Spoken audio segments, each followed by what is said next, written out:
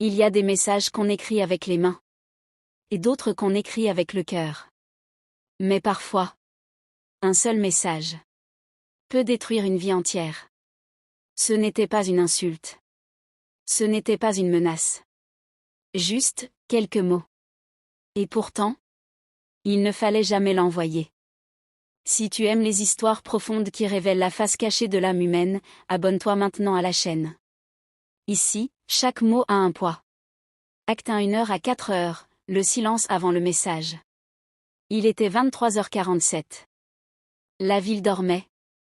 Mais son esprit, lui, criait. Le téléphone posé sur la table. L'écran allumé. Une conversation WhatsApp ouverte depuis des heures. Dernier message reçu. Vu. Un seul mot. Froid. Vide. Ils relisaient leur ancienne discussion. Les « je t'aime ». Les promesses. Les projets.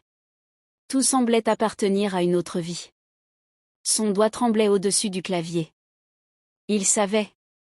Il sentait. Que ce qu'il allait écrire changerait tout. Mais parfois, la douleur pousse plus fort que la raison. Il a commencé à taper. Puis effacer. Puis retaper. Chaque mot était une bataille. Finalement, le message est apparu. Et dis-moi la vérité. Je préfère une vérité qui fait mal qu'un silence qui me détruit. Il a relu le message 10 fois. Son cœur disait, envoie. Son instinct criait, non. Mais la solitude est une mauvaise conseillère. Il a appuyé sur envoyer. Coche caractère gras message envoyé. À cet instant précis, il venait d'ouvrir une porte qu'il ne pourrait plus jamais refermer. Si cette histoire te parle, pense à t'abonner. Beaucoup vivent ces moments, mais peu osent en parler. Les secondes sont devenues des minutes. Les minutes, une éternité. Puis la notification est arrivée. Il a hésité avant d'ouvrir. Réponse reçue. D'accord. Tu mérites de savoir. Mais après ça, ne m'écris plus jamais. Son cœur s'est serré. Le second message est arrivé presque aussitôt. Ça fait 6 mois que je vis une autre histoire. Je n'ai jamais su comment te le dire. Pas d'excuses. Pas de regrets. Juste une vérité brute. À cet instant, il a compris une chose terrible. Le message qu'il avait envoyé n'avait pas créé la douleur.